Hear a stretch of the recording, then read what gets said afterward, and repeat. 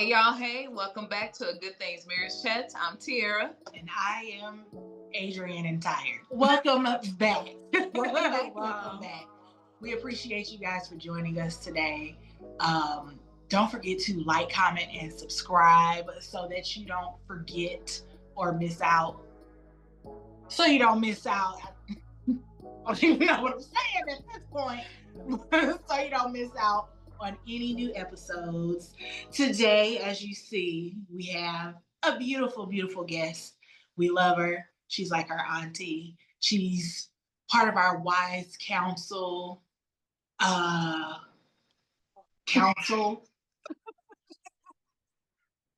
She's Summer's favorite, and Summer don't even like me as much as she like Miss Ann. So, guys, help us welcome Miss Ann. Hello, everyone. You are Summer's favorite. You really are. She is mine as well. So, Miss Ann, we know you have many talents, multiple businesses.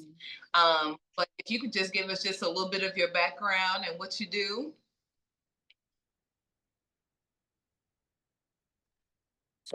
First off, I am a minister and I attend the Cohen Institute, the seminary with an edge. I have a master's degree and I'm working on my doctorates. And as far as business, I own 50% of Comprehensive Health Solutions, and we are a full service agency helping 0 to 85 in age as far as insurance. And we insure your health, your life, and your future. All right. That's good. Wonderful, wonderful. That's good. And you have another business, don't you? Yeah, well, actually, I have a couple of them. I am a certified meditation teacher and a life coach and a life purpose coach. And I have a business called 3 Deep Breaths. And it's all about teaching about meditation, getting rid of that anxiety and depression and migraine headaches and all that kind of stuff. So it's all about mind, body, and soul. And I also have a construction company, and we do glass and glazing, windows and doors, storefront, curtain wall, all that kind of stuff. Yes. She wore all the hats. So cool. Yeah.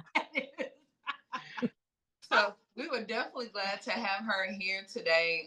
It just started off with the conversation. I was just sharing with Adrienne a couple weeks ago. I'm like, man, we still have not found anybody to come on here to help our couples talk about planning for their financial future when it comes to retirement. And when I tell you we've been looking for a minute, and I just happened to talk to Miss Ann one day, and I'm like, if you happen to know anybody, who can help us with this, and she was like, me?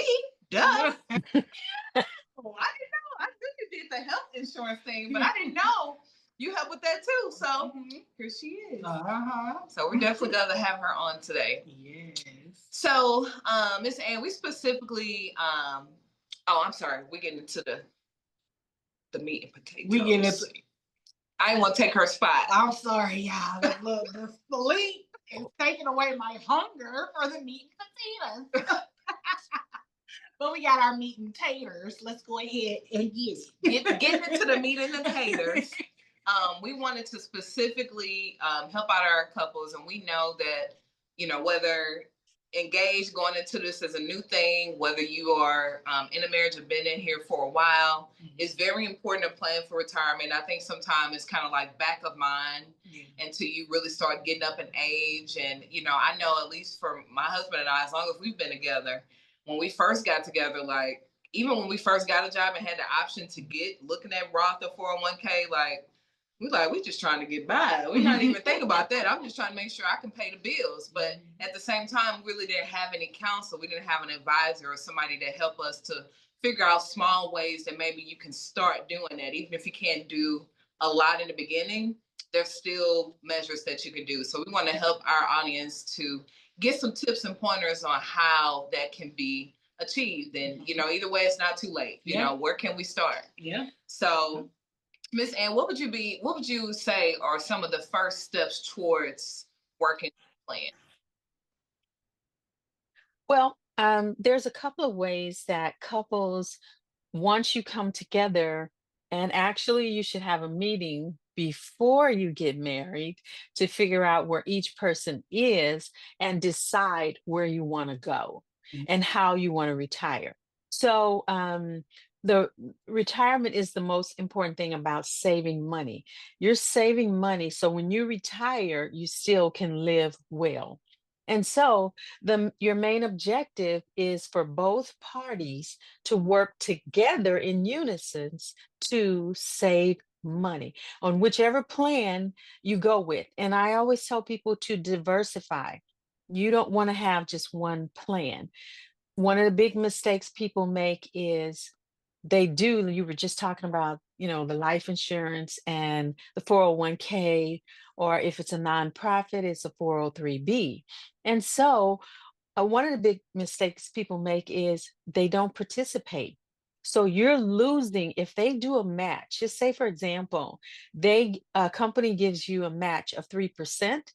If you don't take part in that and put in at least 3%, guess what? You're losing 3% every year. Yeah. You're losing money if you don't participate. So people don't think of it like that. They think, oh, I don't really have the money. Hey, at least do 2% then. Yeah. And do whatever percentage you can start off, because you can always increase the amount they take out for your 401k. And that's important. The Yeah. other thing that's really important is life insurance, because life insurance and annuities, they're very similar products. And the same life insurance company will probably have annuities, and it has beneficiaries just like life insurance does. But everybody should own their own life insurance. Why? Because if you lose your job, you don't have life insurance anymore. And a lot of people don't realize when you retire, your life insurance policy may only last for 6 months to a year after you leave, or some companies cut it off as soon as you leave out the door. And people don't realize, oh, I don't have life insurance. And after you get sick, or the older you are, because I always tell people, you buy life insurance with your health and your age. And if your health is gone and you're an old lady like me, then it's going to be expensive. Now, Miss, I know old lady, Miss Ann over here, she younger than be over that line. But a good point. When Cortez and I were young, when we were like 18, 19, 20 years old, we were introduced to a financial planner through, I think, one of Cortez's classmates when he was in college. And we got term life insurance policies at 18, 19 years old. So it was like dirt cheap. Like the little job that I had, I was able to pay my little $15 a month for my little life insurance, and him the same. And as we got older, we changed companies, and then we increased because we got married, and then we increased again because we had children, and then we made sure that our kids had life insurance policies. And then we were always taught not to, like you said, have everything at the job. So we started doing a lot of things independently. We got our Roth IRAs for both of us. Both of the girls, they have Roth IRAs that we contribute to every month. Like, we just tried to make sure that we, what little knowledge that we did have about financial planning, we tried to make sure that we did that as much as we possibly could with the finances that we had. So I'm glad that you did bring that up, because a lot of people don't even think about that. It's like, oh, well, I got it through my job, and it's like, well, what if you lose your job? So, but that is a part of planning. And that's the thing, companies go out of business also. And if it's one thing, I always go back to the Imran story, because people can remember that. Your 401k is not guaranteed. Mm. Many of those people had worked 30, 40 years, and Imran had used that money and there was nothing left. And so you have to diversify, and you can't have, as they say, all your eggs in one basket. Yeah. One other thing I would say about your plan is term life insurance is like leasing an apartment. When the lease is up, you either have to sign a new lease at a higher rate, always, or you have to move. Whole life insurance, it's like buying a home, and it builds equity and it stays the same forever. So term life is going to end at some point, and you want to get some whole life um, before, as I said, you become a little old lady, because it's going to be very expensive. Yep. Yep. So I know you mentioned retirement plans with your employers. Is it a bad idea to like still participate and then do something outside? Like, what would your suggestion be? Yeah, as I said, if your employer does a 3% match, and then there are some that do 6% matches, most of those are unions. But if they do a match and you don't contribute, you're losing money. So most definitely, you should participate in that, and you should have your own separate annuity that you have control over. And then that way, even if everything goes bad with that, you have a backup plan. So when you were talking about diversifying, what would be some examples that you give advice for or guidance to couples as far as options outside of what you might have with your job? What are some other examples of that? Well, I would say there's IULs, which is an index universal life policy, and it can be considered a savings plan. Even though it's tied to the market, there's protection in there, so you won't lose everything in there. And then it will build equity very fast. And that is something that you could transfer to an annuity later on, or you can use that money to live off of. Hmm, So okay. those are just a few tools. There's several tools that you can use towards retirement. Even a whole life policy. If you get a whole life policy in your 20s, when you become 60, that policy is probably worth a couple of 100,000, depending on how much premium you pay per month. And you can transfer or exchange that over and put it in an annuity, and you can live off that. So that just made me think of another question. So I know I've heard of people before being able to, with certain type of policies, where they can actually pull from their money, like the same way you could with a job. If you have a 401k, you can borrow from yourself and pay interest back into it. So how does that work when it comes to life insurance? And is that something someone would want to do, like if they came into a situation where they really needed the money because excuse me, they did lose their job or they had some type of hardship. um is that a bad thing to do? It is not a bad thing to do, and it is designed for that, actually. So whole life policies build equity just like your home would build equity. And the index universal life policy will also build equity. And if you had an annuity or an IRA, all of that is building equity without being taxed or anything. As far as the annuities, if it's qualified funds, and qualified funds are funds that have not been touched, maybe no taxes and stuff like that have come out of those. And then if you have some money where you've been saving, like you save $10,000 or you save $5,000. You say, hey, Ann, I'd like to put this in an annuity to see how it would grow. So we have 5-year annuities, 10-year, 15, 7-year, on and on. And in putting the money in these annuities and letting that grow tax free is a big benefit, because that money, it's just going to continue to grow, because annuity is protected from the market, but it has set parameters, where a lot of annuities right now are 5.6%.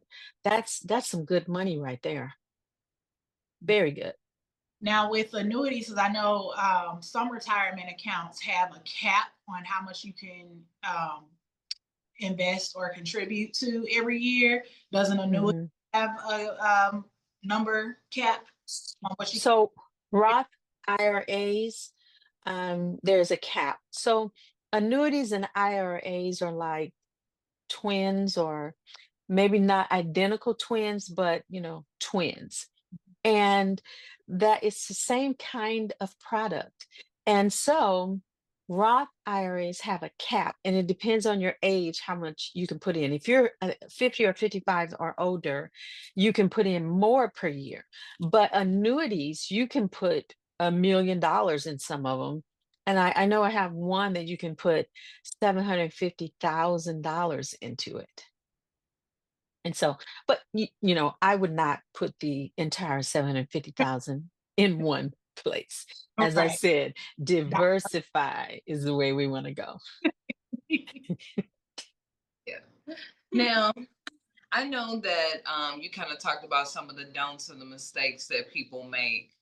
And then we've talked a little bit about just in general that it would be good for you to take advantage of if your employer has a 401k plan. But what are some other do's that you could suggest that are just good tips overall to take advantage of, or maybe certain type of plans or investments that someone could do? Okay. So here are a few examples. A 25-year-old puts $100 per month in an annuity. When they turn 65, that person would have over $720,000 in that account. Now, and then another do is put as much of your paycheck as you can into the 401k, especially if there's a match. And even if there's not, that's money that you're not touching. It is growing, it is compounding, it is tax free, and it's saving you on your tax dollars also. So do save as much as you can, and then always have enough for emergency funds. You should have a separate emergency account for, weekends like we just had here in the St. Louis and the Missouri area. That storm, some people probably had to go to a hotel, and some people probably lost all of their food. I know my power was out from Friday night till Sunday night about 8 o'clock. So, but we were situated, I guess we are kind of used to emergencies. So we didn't even open our freezer, and we didn't barely open our refrigerator. We threw away the milk. It wasn't rotten, but it was a just in case kind of thing. And then always prepare for tomorrow. Um, because you can't, it's chaotic to live your life and not save anything. So overspending causes you not to save. So if you have more expenses than income coming in, you're always going to be behind the eight ball, and you can't see 3%, 4%. Because I'm going to use my husband as an example. Um, he worked at his job for 34 years, I want to say. So when 10 years before he was ready to retire, we had him to double his money into his 401k. So he doubled it. And so because we had, paid off bills and cars, so he took that money and doubled 401k. And then I started putting in extra money into my annuity. So just say, for example, if I have a company that has an annuity, you can put in $100 a month. And there's like 3 or 4 of them that I have that you can do that with, and you choose which one, you feel is the best for you after looking at the facts and seeing how the money has been growing in the account for the last 10 years. So um, you can put extra money. Just say you get an inheritance or you win some money in the lottery. You say, I'm not going to mess with this money. I'm going to put it in my annuity. So just think, if you get 10,000, 5,000 from something, and you just put that in your annuity, you can't even imagine how much more that's going to make it grow. So, having these savings plan, having a whole life policy or an IUL, which is Index Universal Life, that money is going to grow more than you can imagine. So, just having more ways to save, and people need to start think savings instead of spending. Watching television, you'll buy more stuff than you ever imagine if you watch television, or just Googling online. Stuff just pop up and you go, oh, I was thinking about buying one of those, and you buy it and you're just like, why did I buy that? I didn't really need it. So those kind of things, you have to be strategic, and you have to have a plan, because if you don't have a written plan, you're just going to make mistakes, and that's just how life is. You have to write it down. Well, and you bring up a good point. I think the reason why sometimes, especially in our culture, Yeah. that people aren't planning the way they should is because they're thinking about how much I need this money right now.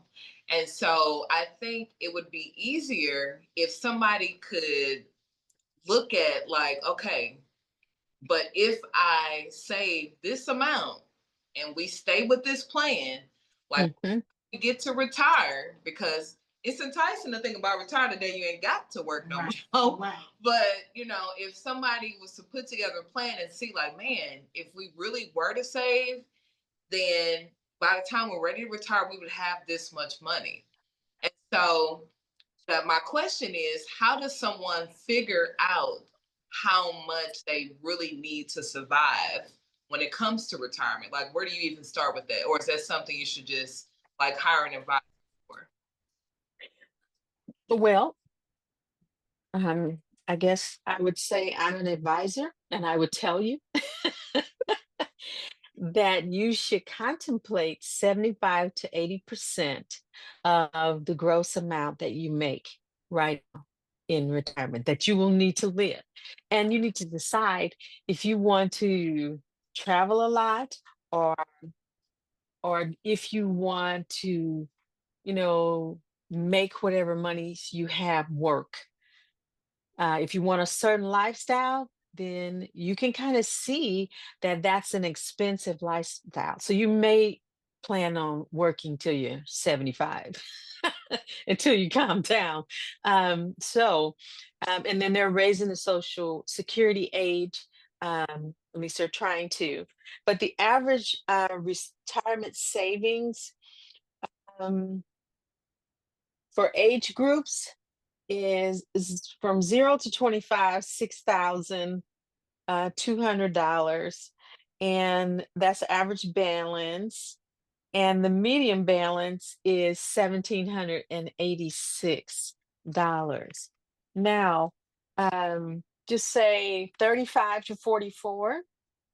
Average balance $97,020. And that's if you've been working and putting into a 401k or an IRA or an annuity. Um, this is kind of a guideline that you should have at least that amount saved by that time. So you're somewhat on track, depending on how you want to live when you retire. So that is all.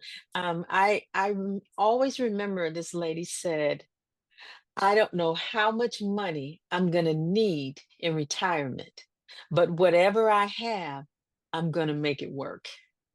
So, meaning she's willing to make the sacrifices so that she can live comfortably and enjoy herself, not be stressed and worried about things. The other things that you have to protect yourself, you have to have renters or homeowners insurance. You have to, if you have a business, you have to have liability insurance. All of these things help you to retire well, because if you don't have those things, you can lose everything. And then your retirement is going to be chaotic and not going to be fruitful. Not going to enjoy that at all. Yeah. That's a lot. Yeah. Yeah, that's a lot. It is a lot. But they're saying also that if you're 55 to 59, that you're gonna need to have 81,000 plus in order to live any kind of comfortable way. And if that's a couple, you probably would need to double that.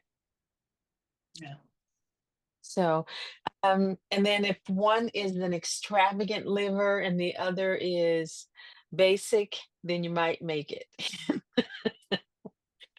Yeah, Now, but you kind of have to map out your retirement. That's what's most important, figuring out what you want your retirement life to look like. Do you want to pay your home off and stay in your home with your home paid off? Or do you want to move into a retirement community? Or do you want to, move into an apartment? Um, it just depends on what people want. A lot of people retire and move to Florida. So they obviously had a plan yeah. before they moved to Florida, because it's not cheaper in Missouri to move to Right. Florida. Right. Right. Now, It's not cheaper. do you know of any cases of people like retiring and then still using, like, they'll get their money, but then still investing their money after retirement? Mhm. Of course. So just say, for example, you get a pension. And some companies allow you, instead of taking the monthly pension for life, some companies allow you to take the lump sum. Mhm. And if you take the lump sum and you don't do right with that, you're going to be in big trouble. But I have a client that retired, a millionaire, and they had, I think it was like 1.2 million. So we started putting, and they let me know that they're going to retire. And I didn't know about this one until about, I think about 4 or 5 years before they were going to retire. And so what we did was we took 100,000 out, and put that in an annuity with a 10% bonus. And believe at the time it had a 5.2% interest, which is awesome. And then the next year they took another 100,000 out and put it in a different annuity with a different company, and that one also had a 10% bonus on the money. So if you put in 100,000, you had 110,000. So you're already winning. Right. Okay. The other important thing about annuities is this is money you're not going to use right now, because you can't take any money out that first year. After 12 months, you can take out 10% of the balance without a penalty. You must be 59 and a half years old in order to take out without a penalty, or you're going to receive a 10% penalty and 10% in taxes. Mhm.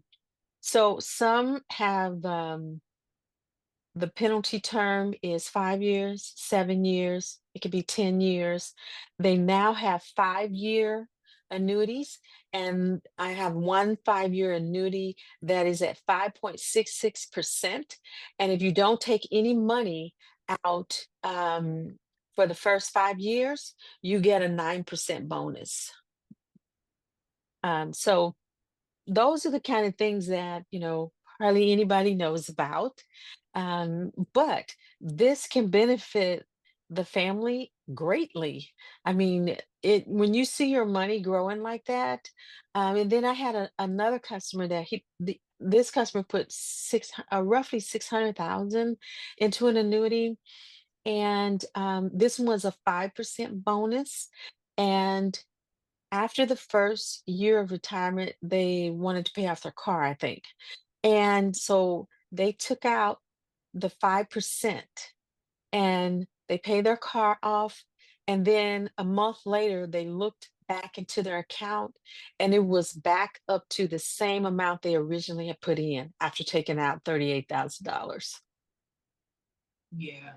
That's amazing. That is amazing. The importance of compound interest. There you go. Absolutely. Yeah, it's very important. And I wish that just in life in general or just in education, I wish that they had like these type of financial tips or just education, period, so that we can know. So we're like not going into the world like, well, we'll just figure it out. It sounds like we need to have an event with comprehensive health solutions. Yeah. Where our couples can come out and learn stuff like this, you know. I think that would that would actually be a great idea. We this year started our office is out in Westport and Westport Plaza, and we originally during the annual enrollment period for Medicare, which we help seniors with that, we had, know your Medicare events where on Tuesdays they could come to the office and then we would do a presentation, Medicare one-on-one. Here's what to expect. Here's what to expect on with Social Security. And then we had a little section about does Social Security owe you money? Because a lot of people are not abreast of how Social Security works. So April 15th, we're having Medicare 101 presentation. That's going to be, I believe, at 1 o'clock at 940 Westport Plaza. And then each month we're going to tackle a topic. And I'm thinking we should record those and then we can put them up. And people can come in and look at that. And then we can offer classes on the weekends for couples and in the evenings. So I am definitely open to that. And if you guys want to set up something, we can definitely accommodate. Okay. Well, y'all heard it here first. We'll give you those dates. Oh, I'm so busy. Look at the time. So I do want to ask you one more question before we close out, Miss Ann. For those of us in our culture who why keep following me in our culture? Because I'm trying not to say it. In our culture, who are thinking from the mindset of like, I don't know how long I'm gonna be here. Why would I want to save all this money just for my kids to get it later or for it to sit there? I might be dead and gone. I might not be able to enjoy it. Can't take it with you when you die, whatever. What would you say to those people? Well, my first thing that I would say to them is get some life insurance, grow up, be responsible, stop playing. Because the worst thing for family members when you die is their heart is broken, they're sad, and then they find out you don't have life insurance. Now they're angry. We got to figure out a way to bury you. So unfair to your family. So unfair. Yeah. First thing, get some life insurance and get your paperwork in order. Always have a power of attorney. We have 4 notaries in our office, and we will help you with a power of attorney, a healthcare or medical directive. And because, and I just want to give this one short example. I work with a lot of seniors in the senior apartment buildings, and mostly everybody that I work with has a power of attorney and they have a healthcare directive because I make them do it. And I had this one client had not done it and he passed away and his family was not allowed to go into his apartment and get his stuff because he didn't have a power of attorney and he didn't have any children. Yeah. So that was a complete mess. And so I told the apartment manager, I said, hey, this is an easy fix, so this will never have to happen again. Yeah. And so just about everybody in the complex has a power of attorney now. Good. Yeah. Good. Yeah. Yeah. Well, that wasn't morbid, but it was very educational. Appreciate it. Great. And we thank you so much for teaching us something, teaching our community something. We gonna get with you to start planning the event for the peoples to come and learn about money, retirement, savings, all the stuff that you need to Mhm. nice, comfortable life after retirement. Go on those vacations, go on those vacations, and go on those vacations. All right. There you go. Absolutely. I'm with you on that. Right, right. So y'all, we gonna go ahead and get up out of here. Don't forget to like, comment, and subscribe. If you have any questions for Miss Ann, go ahead and put them down below, and we will get those over to her, and then come back to you and let you know what she said. And we also gonna have all of her information down below as well if you want to connect with her. Yes. Yes, there we go. Yes. So, like we always say, a good thing is not hard to find. But it takes work to keep it. Yes, it does. Don't you ever. All right, y'all. Stay rich, stay blessed, stay financially savvy. Until Thanks, ladies. Thank you, All Miss right. Ann.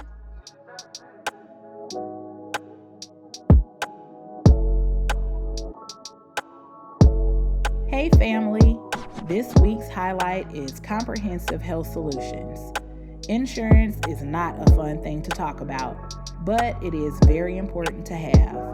At Comprehensive Health Solutions, Miss Ann and her team of licensed professional agents will educate and direct you toward your personal insurance needs. Whether that may be health insurance, life insurance, or questions about Medicare, they are here to assist you. So talk with your spouse to see what your family's needs are, and check out Comprehensive Health Solutions to get you and your family properly protected. All of their information will be down below.